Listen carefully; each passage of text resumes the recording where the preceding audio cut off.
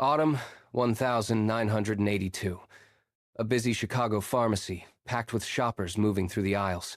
A figure walks the floor, hands moving with practiced, mechanical precision. He pulls a bottle from the shelf, twists the cap, drops in the cyanide, and slides it back into place. No one notices. No one sees the lethal shift. Within hours, the first victim swallows the capsule, then the second, then the third. By the time the seventh person collapses, the reality of the situation hits the city like a physical blow. 7 lives lost to an invisible hand. The news reports hit the airwaves, and the quiet rhythm of the city shatters. People look at their medicine cabinets with suspicion.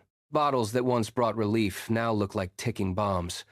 The Phantom has struck, and he has left nothing behind but silence and death. The city holds its breath, waiting for the next strike, while the killer vanishes into the shifting crowd, leaving the world to spiral into chaos.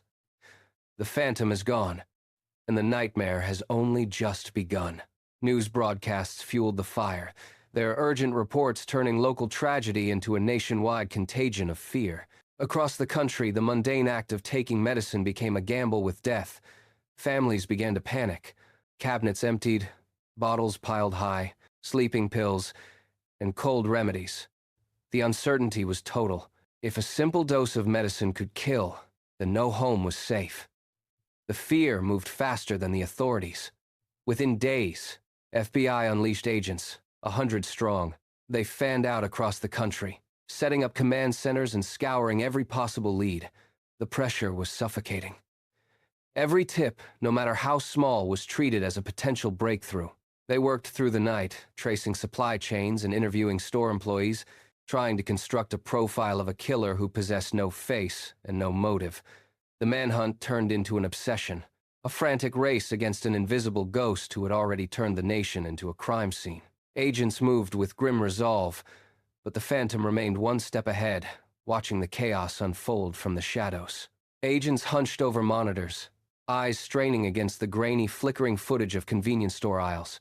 They played the tapes back repeatedly, searching for a face, a gesture, or a telltale movement. Images showed only shadows. They traced the paper trail of extortion letters. Each document was scrutinized for ink patterns and linguistic quirks. Dead ends met clever diversions.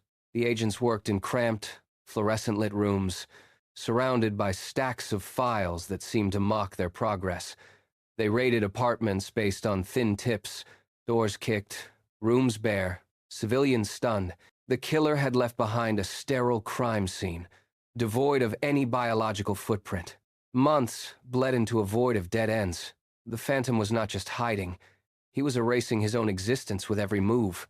The investigators were hunting a ghost, and the harder they pushed, the further the truth slipped away into the dark. Investigation stalled. Killer free. Terror peaked. The manufacturer took the only path left. They issued a massive, unprecedented recall. Across thousands of pharmacies and grocery stores, workers pulled millions of bottles from the shelves. The operation was a logistical tsunami. Trucks arrived at distribution centers. Crates became weapons. Trust shattered. The industry realized that the old methods of packaging were no longer sufficient. They had to act to stop the shadow. Frenzied shifts forged prototypes, defying all interference. They created the tamper-evident safety seal, a plastic strip, a foil layer, film-wrapped all, transforming every single item. What was once a simple task of removing a lid became a deliberate check for security. Phantom reshaped medicine's global consumption, shelves restocked with new looks, bearing the permanent mark of a terror that had changed the landscape of everyday safety forever. The shelves were secured, and the industry moved forward. But the man responsible for the chaos simply vanished. Decades passed. Science evolved in leaps, turning microscopic traces into genetic blueprints, yet the evidence from 1982 remained stubbornly silent. Forensic labs processed the same bottles and the same letters, applying modern techniques to ancient clues, and found nothing. No DNA match emerged, no hidden digital trail appeared.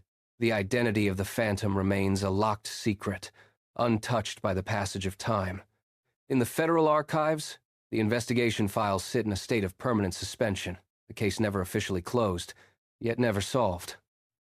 The Phantom walked away while the world was still reeling from the shock, leaving behind a legacy of fear and a trail that went cold before the first snow of 1982 fell. Who was the ghost hiding in plain sight?